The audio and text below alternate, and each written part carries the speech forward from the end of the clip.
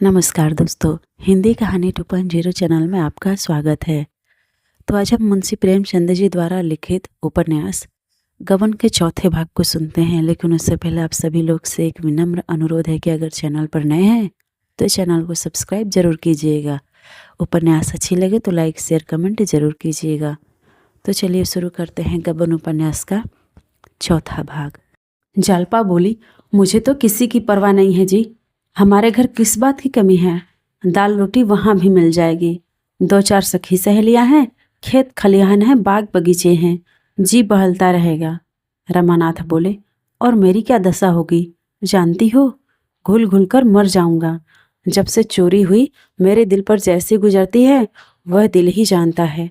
अम्मा और बाबूजी से एक बार नहीं लाखों बार कहा, जोर देकर कहा कि 2-4 चीज़ें तो बनवा ही दीजिए, पर किसी के कान पर जू तक न रेंगी। न जाने क्यों मुझसे आंखें उधर कर ली। जालपा बोली, जब तुम्हारी नौकरी कहीं लग जाए तो मुझे बुला लेना। रमानाथ बोले, तलाश कर रहा हूँ, बहुत जल्द मिलने वाली है। हजारों बड़े बड़े आदमियों से मुलाकात है। नौकरी मिलते क्या देर लगेगी? हाँ, जरा अच्छी जगह चाहता हूँ। जालपा बोली, मैं इन लोगों का रुख समझती हूँ। मैं भी यहाँ अब दावे के साथ रहूँगी। क्यों किसी से नौकरी के लिए कहते नहीं हो? रमानाथ बोले, शर्म आती है किसी से कहते हुए। जालपा बोली, इसमें शर्म की कौन सी बात है? कहते शर्म आती तो खत लिख दो। रमा उछल पड़ा। कितना सरल उपाय था, और अभी तक यह बात मुझे नहीं सूझी थी। बोला, हाँ, यह तुमने बहुत अच्छी तरकीब बतलाई, कल जरूर लिखूंगा। जालपा ने कहा, मुझे पहुंचाकर आना तो खत लिखना, कल ही थोड़े लौटाओगे। रमानाथ बोले, तो क्या सचमुच चली जाओगी? तब मुझे नौकरी मिल चुकी और मैं खत लिख चुका। इस वियोग के दुख में बैठकर रोऊंगा कि नौकरी ढूंढूंगा? नहीं, इस वक्त जाने का विचार छोड़ो। नहीं, सच कहता हूँ, मैं कहीं भाग जाऊंगा। मकान का हाल देख चुका। तुम्हारे सिवा और कौन बैठा हुआ है जिसके लिए यहाँ पड़ा पड़ा सड़ा करूँ? हटो तो जरा, मैं बिस्तर खोल दूँ। जालपा ने बिस्तर पर से जरा खिसक कर कहा, मैं बहुत जल्द चली आऊँगी। तुम गए और मैं आई। रमा ने बिस्तर खोलते हुए कहा, जी नहीं, माफ़ कीजिए, इस धोखे में नहीं आता। तुम्हें क्या, तुम तो सहेलियों के साथ बिहार करोगी, मेरी खबर तक न लोगी, और यहाँ मेरी जान पर बनाएगी। इस घर में फिर कैसे कदम रखा जाएगा? जालपा ने एहसान जताते हुए कहा, आपने मेरा बंधा बंधाया बिस्तर खोल दिया, नहीं तो आज कितने आनंद से घर पहुंच जाती। शहजादी सच कहती थी, मर्द बड़े टुनहे होते हैं। मैंने आज पक्का इरादा कर लिया था कि चाहे ब्रह्मा भी उतर आए, पर मैं नहीं मानूंगी। पर तुमने 2 ही मिनट में मेरे सारे मंसूबे चौपट कर दिए। कल खत लिखना जरूर, बिना कुछ किए अब निर्वाह नहीं है। रमानाथ बोले, कल नहीं, मैं इसी वक्त जाकर 2-3 चिट्ठियाँ लिखता हूँ। जालपा बोली, पान तो खाते जाओ। रमानाथ ने पान खाया और मर्दाने कमरे में आकर खत लिखने बैठ गया। मगर फिर कुछ सोचकर उठ खड़े हुए और एक तरफ को चल दिए। स्त्री का सप्रेम आग्रह पुरुष से क्या नहीं करा सकता। रमा के परिचितों में एक रमेश बाबू म्यूनिसिपल बोर्ड में हेड क्लर्क थे। उम्र तो 40 के ऊपर थी, पर थे बड़े रसिक।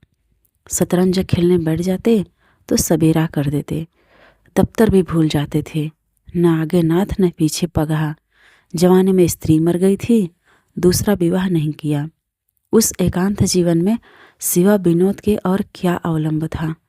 चाहते तो हजारों के वारे न्यारे करते, पर रिश्वत की कौड़ी भी हराम समझते थे। रमा से बड़ा स्नेह रखते थे, और कौन ऐसा निठल्ला था जो रात रात भर उनसे शतरंज खेलता। आज कई दिन से बेचारे बहुत व्याकुल हो रहे थे। शतरंज की एक बाजी भी न हुई थी। अखबार कहाँ तक पढ़ते। रमा इधर 2-1 बार आया अवश्य, पर बिसात पर न बैठा। रमेश बाबू ने मोहरे बिछा दिए, उसको पकड़कर बैठाया, पर वह बैठा नहीं। वह क्यों शतरंज खेलने लगा? बहू आई है, उसका मुंह देखेगा, उससे प्रेमालाप करेगा कि इस बूढ़ी के साथ शतरंज खेलेगा? कई बार जी में आया उसे बुलवाएं, पर यह सोचकर कि वह क्यों आने लग गया, रह गया। कहाँ जाएं, सिनेमा ही देख आवें, किसी तरह समय तो कटे। सिनेमा से उन्हें बहुत प्रेम न था, पर इस वक्त उन्हें सिनेमा के सिवा और कुछ न सूझा। कपड़े पहने और जाना ही चाहते थे कि रमा ने कमरे में कदम रखा। रमेश उसे देखते ही गेंद की तरह लुढ़क कर द्वार पर जा पहुँचे और उसका हाथ पकड़कर बोले, आइए आइए बाबू रमानाथ साहब बहादुर, तुम तो इस बुढ़े को बिल्कुल भूले ही गए। हाँ भाई, अब क्यों आओगे? प्रेमिका की रसीली बातों का आनंद यहाँ कहाँ? चोरी का कुछ पता चला? रमानाथ बोले, कुछ भी नहीं। रमेश बोले, बहुत अच्छा हुआ, थाने में रपट नहीं लिखाई, नहीं 200 के मत्थे और जाते। बहू को तो बड़ा दुख हुआ होगा। रमानाथ बोले, कुछ पूछिए मत, तभी से दाना पानी छोड़ रखा है। मैं तो तंग आ गया, जी में आता है कहीं भाग जाऊं।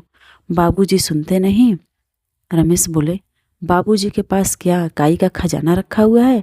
अभी 4-5 हजार खर्च किए हैं, फिर कहाँ से लाकर गहने बनवा दे? 10-20 हजार रुपये होंगे तो अभी बच्चे भी तो सामने हैं, और नौकरी का भरोसा ही क्या, 50 रुपये होता ही क्या है। रमानाथ बोले, मैं तो बड़ी मुसीबत में फंस गया। अब मालूम होता है कहीं नौकरी करनी पड़ेगी। चैन से खाते और मौज उड़ाते थे, नहीं तो बैठे बैठाए इस माया जाल में फंस गए। अब बतलाइए, है कहीं नौकरी चाकरी का सहारा? रमेश ने ताक पर से मोहरे और बिसात उतारते हुए कहा, आओ एक बाजी हो जाए, फिर इस मामले को सोचेंगे। इसे जितना आसान समझ रहे हो उतना आसान है नहीं, अच्छे अच्छे धक्के खा रहे हैं। रमानाथ बोले, मेरा तो इस वक्त खेलने को जी नहीं चाहता। जब तक यह प्रश्न हल न हो जाए मेरे होश ठिकाने नहीं होंगे। रमेश बाबू ने शतरंज के मोहरे बिछाते हुए कहा, आओ बैठो, एक बार खेल लो, फिर सोचेंगे कि क्या हो सकता है। रमानाथ बोले, जरा भी जी नहीं चाहता। मैं जानता कि सिर मुड़ाते ही ओले पड़ेंगे तो मैं विवाह के नज़दीक ही न जाता। रमेश बोले, अजय 2-4 चालें चलो तो अपने आप ही सब लग जाएगा, जरा अकल की गांठ तो खुले। बाजी शुरू हुई। कई मामूली चालों के बाद रमेश बाबू ने रमा का रुख पीट लिया। रमानाथ बोले, ओह क्या गलती हुई? रमेश बाबू की आंखों में नशे की सी लाली छाने लगी। शतरंज उनके लिए शराब से कम मादक न था। बोले, बोहनी तो अच्छी हुई, तुम्हारे लिए एक जगह सोच रहा हूँ, मगर वेतन बहुत कम है, केवल 30 रुपये। वह रंगी दाढ़ी वाले खान साहब नहीं हैं, उनसे काम नहीं होता। कई बार बचा चुका हूँ। सोचता था जब किसी तरह काम चले बने रहे, बाल बच्चे वाले आदमी हैं। वह तो कई बार कह चुके हैं, मुझे छुट्टी दीजिए, तुम्हारे लायक तो वह जगह नहीं है, चाहो तो कर लो। यह कहते कहते रमा का फीला मार लिया। रमा ने फीले को फिर उठाने की चेष्टा करके कहा, आप मुझे बातों में लगाकर मेरे मोहरे उड़ाते जाते हैं, इसकी सनद नहीं, लाओ मेरा फीला। रमेश बोला, देखो भाई, बेईमानी मत करो, मैंने तुम्हारा फीला ज़बरदस्ती तो नहीं उठाया। हाँ तो तुम्हें वह जगह मंजूर है? रमानाथ बोले, वेतन तो 30 है। रमेश बोला, हाँ वेतन तो कम है, मगर शायद आगे चलकर बढ़ जाए। मेरी तो राय है कर लो। रमानाथ बोले, अच्छी बात है, आपकी सलाह है तो कर लूँगा। रमेश बाबू बोले, जगह आमदनी की है, मियाँ ने तो उसी जगह पर रहते हुए लड़कों को MA LLB करा लिया, 2 कॉलेज में पढ़ते हैं, लड़कियों की शादियाँ अच्छे घरों में की। हाँ जरा समझ बूझकर काम लेने की ज़रूरत है। रमानाथ बोले, आमदनी की मुझे परवाह नहीं, रिश्वत कोई अच्छी चीज़ तो है नहीं। रमेश बोले, बहुत खराब, मगर बाल बच्चों वाले आदमी क्या करे? 30 रुपये में गुजर नहीं हो सकती। मैं अकेला आदमी हूँ, मेरे लिए 150 काफ़ी है, कुछ बचा भी लेता हूँ। लेकिन जिस घर में बहुत से आदमी हो, लड़कों की पढ़ाई हो, लड़कियों की शादियाँ हो, वह आदमी क्या कर सकता है? जब तक छोटे छोटे आदमियों का वेतन इतना न हो जाएगा कि वह भलमनसी के साथ निर्वाह कर सके, तब तक रिश्वत बंद न होगी। यही रोटी दाल घी दूध तो वह भी खाते हैं, फिर एक को 30 रुपये और दूसरे को 300 रुपये क्यों देते हो? रमा का फर्जी पिट गया। रमेश बाबू ने बड़े जोर से कहा मारा, रमा ने रोष के साथ कहा, अगर आप चुपचाप खेलते हैं तो खेलिए, नहीं तो मैं जाता हूँ। मुझे बातों में लगाकर सारे मोहरे उड़ा लिए आप तो। रमेश बोले, अच्छा साहब, अब बोलो तो जबान पकड़ लीजिए। यह लीजिए सर, तो तुम अर्जी दे दो। उम्मीद तो है तुम्हें यह जगह मिल जाएगी, मगर जिस दिन जगह मिले मेरे साथ रात भर खेलना होगा। रमानाथ बोले, आप तो 2 ही 3 बातों में रोने लगते हैं। रमेश जी बोले, अजी वह दिन गए जब आप मुझे मात दिया करते थे। आजकल चंद्रमा बलवान है, क्या मजाल के कोई मात दे सके। फिर सा रमानाथ बोले, जी तो चाहता है दूसरी बाजी मात देकर जाऊं, मगर देर होगी। रमेश बोले, देर क्या होगी, अभी तो 9 ही बजे हैं, खेल लो, दिल का अरमान निकल जाए। यह सा और मात। रमानाथ बोले, कल की कल रही, कल ललकार कर 5 मातें न दी तो कहिएगा। रमेश बाबू बोले, अजी जाओ भी, तुम मुझे क्या मात दोगे, हिम्मत हो तो अभी सही। रमानाथ बोले, अच्छा आइए, आप भी क्या कहेंगे, मगर मैं 5 बाजियों से कम न खेलूँगा। रमेश बोले, 5 नहीं, तुम 10 खेलो जी, रात तो अपनी है। तो चलो फिर खाना खा लें, तब निश्चिंत होकर बैठते हैं, और तुम्हारे घर कहलाए देता हूँ कि आज यहीं सोएंगे, इंतजार न करें। दोनों ने भोजन किया और फिर शतरंज पर बैठे। पहली बाजी में 11 बज गए। रमेश बाबू की जीत रही। दूसरी बाजी भी उन्हीं के हाथ रही। तीसरी बाजी खत्म हुई तो 2 बज गए। रमानाथ बोले, अब तो मुझे नींद आ रही है। रमेश बाबू बोले, तो मुंह धो लो, बरग रखी हुई है, मैं 5 बाजियाँ खेले बगैर सोने न दूंगा। रमेश बाबू को यह विश्वास हो रहा था कि आज मेरा सितारा बुलंद है, नहीं तो रमा को लगातार 3 मात देना आसान नहीं था। वह समझ गए थे, इस वक्त चाहे जितनी बाजियाँ खेलूं, जीत मेरी ही होगी। मगर जब चौथी बार हार गए तो यह विश्वास जाता रहा। उल्टे यह भय हुआ कि कहीं लगातार हारता न जाऊं। बोले, अब तो सोना चाहिए। रमानाथ बोले, क्यों, 5 बाजियाँ पूरी नहीं करनी है? रमेश बोले, कल दफ्तर भी तो जाना है।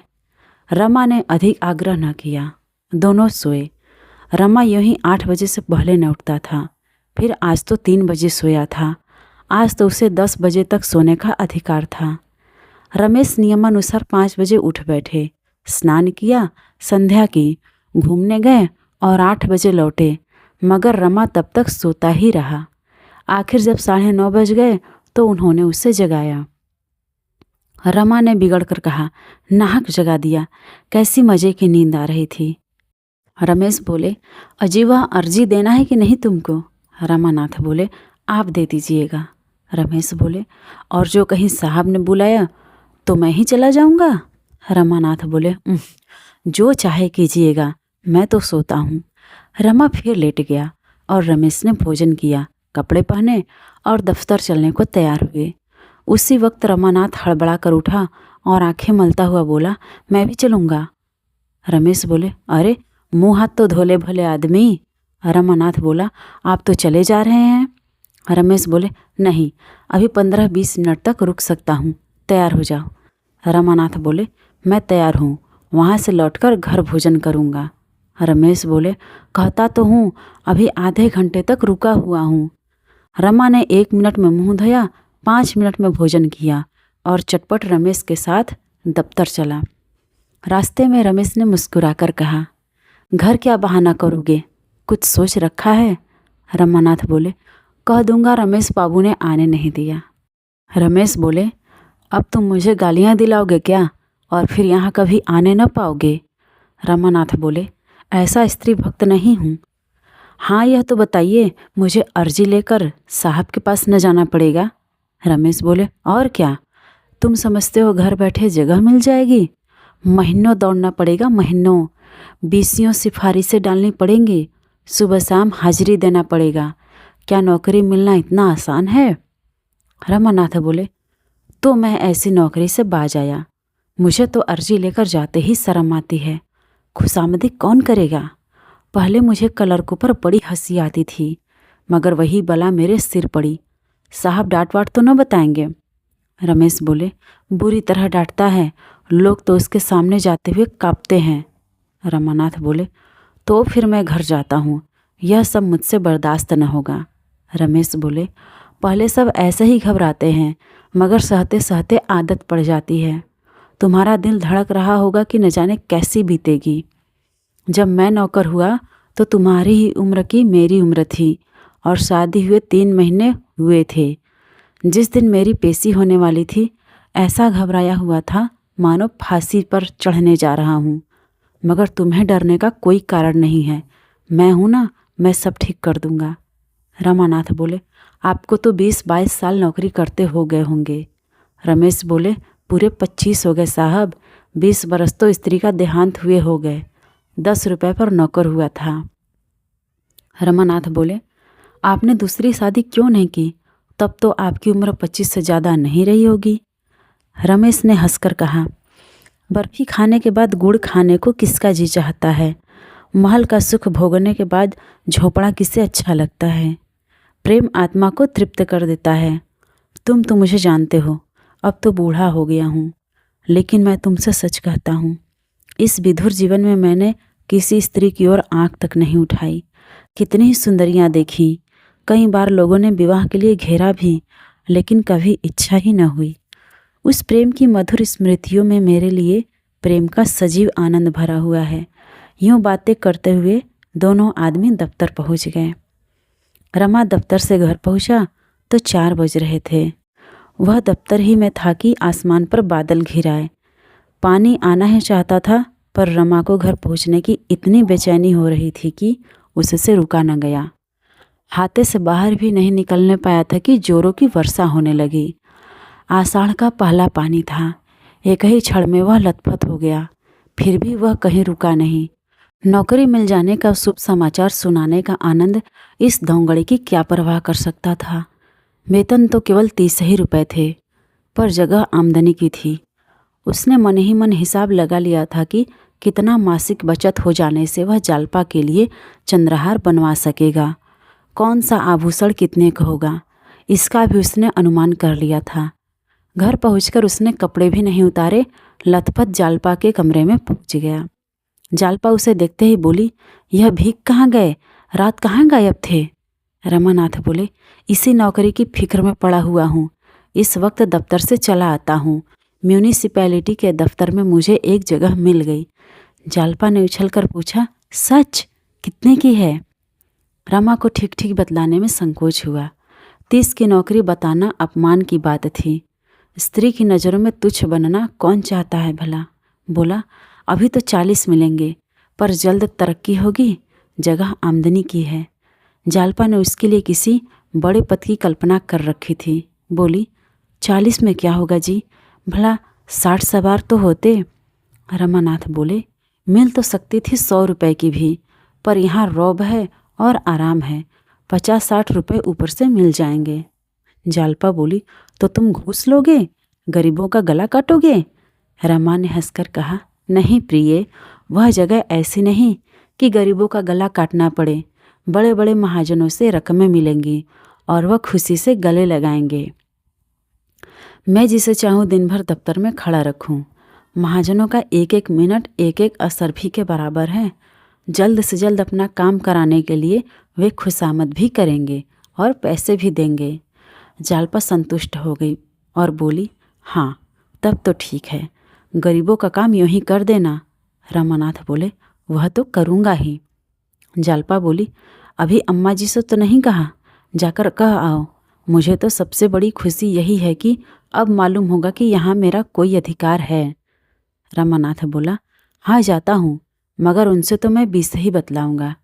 जालपा ने उल्लासित होकर कहा, हाँ जी, बल्कि 15 ही कहना। ऊपर की आमदनी की तो चर्चा ही करना व्यर्थ है, भीतर का हिसाब वे ले सकते हैं। मैं सबसे पहले चंद्रहार बनवाऊंगी। इतने में डाकिया ने पुकारा। रमा ने दरवाजे पर जाकर देखा तो उसके नाम एक पार्सल आया था। महाशय दीनदयाल ने भेजा था। लेकर खुश खुश घर में आए और जालपा के हाथों में रखकर बोले, तुम्हारे घर से आया है, देखो इसमें क्या है। रमा ने चटपट कैंची निकाली और पार्सल खोला। उसमें देवदार की एक डिबिया निकली। उसमें एक चंद्रहार रखा हुआ था। रमा ने उसे निकालकर देखा और हंसकर बोला, ईश्वर ने तुम्हारी सुन ली, चीज़ तो बहुत अच्छी मालूम होती है। जालपा ने कुंठित स्वर में कहा, अम्मा जी को यह क्या सूझी, यह तो उन्हीं का हार है, मैं तो इसे न लूँगी। अभी डाक का वक्त हो तो लौटा दो। रमा ने विस्मित होकर कहा, लौटाने की क्या जरूरत है, वह नाराज नहीं होंगी? जालपा ने नाक सिकोड़कर कहा, मेरी बला से रानी रूठेंगी, अपना सुहाग लेंगी, मैं उनकी दया के बिना भी जीवित रह सकती हूँ। आज इतने दिनों के बाद उन्हें मुझ पर दया आई है। उस वक्त दया न आई थी जब मैं उनके घर से विदा हुई थी। उनके गहने उन्हें मुबारक हो। मैं किसी का एहसान नहीं लेना चाहती। अभी उनके ओढ़ने पहनने के दिन हैं, मैं क्यों बाधक बनूं? तुम कुशल से रहोगे तो मुझे बहुत से गहने मिल जाएंगे। मैं अम्मा जी को यह दिखा देना चाहती हूँ कि जालपा तुम्हारे गहनों की भूखी नहीं है। रमा ने उसे संतोष देते हुए कहा, मेरी समझ में तो तुम्हें हार रख लेना चाहिए। सोचो उन्हें कितना दुख होगा। विदाई के समय यदि न दिया तो अच्छा ही किया, नहीं तो और गहनों के साथ यह भी चला जाता। जालपा बोली, मैं इसे नहीं लूँगी, यह निश्चय है। रमानाथ बोले, आखिर क्यों? जालपा बोली, मेरी इच्छा। रमानाथ बोले, इस इच्छा का कोई कारण भी तो होगा। जालपा रूंधे हुए स्वर में बोली, कारण यही है कि अम्मा जी इसे खुशी से नहीं दे रही हैं। बहुत संभव है कि इसे भेजते समय वह रोई भी हो, और इसमें तो कोई संदेह ही नहीं है कि इसे वापस पाकर उन्हें सच्चा आनंद होगा। देने वाले का हृदय देखना चाहिए। प्रेम से यदि मुझे एक छल्ला भी दे दें तो मैं दोनों हाथों से ले लूं। जब दिल पर जब्र करके दुनिया की लाज से या किसी के धिक्कारने से दिया तो क्या दिया? दान भिखारनियों को दिया जाता है। मैं किसी का दान नहीं लूँगी, चाहे वह माता ही क्यों न हो। माता के प्रति जालपा का यह द्वेष देखकर रमा और कुछ न कह सका। द्वेष तर्क और प्रमाण नहीं सुनता। रमा ने हार लिया और चारपाई से उठता हुआ बोला, जरा अम्मा और बाबूजी को तो दिखा दूँ, कम से कम उनसे पूछ तो लेना ही चाहिए। जालपा ने हार उसके हाथ से छीन लिया और बोली, वे लोग मेरे कौन होते हैं जो मैं उनसे पूछूं? केवल एक घर में रहने का नाता है। जब वह मुझे कुछ नहीं समझते तो मैं भी उन्हें कुछ नहीं समझती। यह कहते हुए उसने हार को उसी डिब्बे में रख दिया और उस पर कपड़ा लपेटकर सीने लगी। रमा ने एक बार डरते डरते फिर कहा, ऐसी जल्दी क्या है, 10-5 दिन में लौटा देना, उन लोगों की खातिर हुई हो जाएगी। इस पर जालपा ने कठोर नज़रों से देखकर कहा, जब तक मैं इसे लौटा न दूंगी मेरे दिल को चैन न आएगा। मेरे हृदय में कांटा सा खटकता रहेगा। अभी पार्सल तैयार हुआ जाता है, हाल ही लौटा दो। एक क्षण में पार्सल तैयार हो गया और रमा उसे लिए हुए चिंतित भाव से नीचे चला। महाशय दयानाथ को जब रमा के नौकर हो जाने का हाल मालूम हुआ तो बहुत खुश हुए। विवाह होते ही वह इतनी जल्दी चेतेगा, इसकी उन्हें आशा न थी। बोले, जगह तो अच्छी है, ईमानदारी से काम करोगे तो किसी अच्छे पद पर पहुंच जाओगे। मेरा यही उपदेश है कि पराये पैसे को हराम समझना। रमा के जी में आया कि साफ कह दूं, अपना उपदेश आप अपने लिए ही रखिए, यह मेरे अनुकूल नहीं है। मगर इतना बेहया न था। दयानाथ ने फिर कहा, यह जगह तो 30 रुपए की थी, तुम्हें 20 ही रुपये मिले। रमानाथ बोले, नए आदमी को पूरा वेतन कैसे देते? शायद साल 6 महीने में बढ़ जाए, काम बहुत है। दयानाथ बोले, तुम जवान आदमी हो, काम से न घबराना चाहिए। रमा ने दूसरे दिन नया सूट बनवाया और फैशन की कितने ही चीज़ें खरीदी। ससुराल से मिले हुए कुछ रुपए बच रहे थे, कुछ मित्रों से उधार ले लिए। वह साहबी ठाठ बनाकर सारे दफ्तर पर रौब जमाना चाहता था। कोई उससे वेतन तो पूछेगा नहीं, महाजन लोग उसका ठाट पाट देखकर सहम जाएंगे। वह जानता था अच्छी आमदनी तभी हो सकती है जब अच्छा ठाठ हो।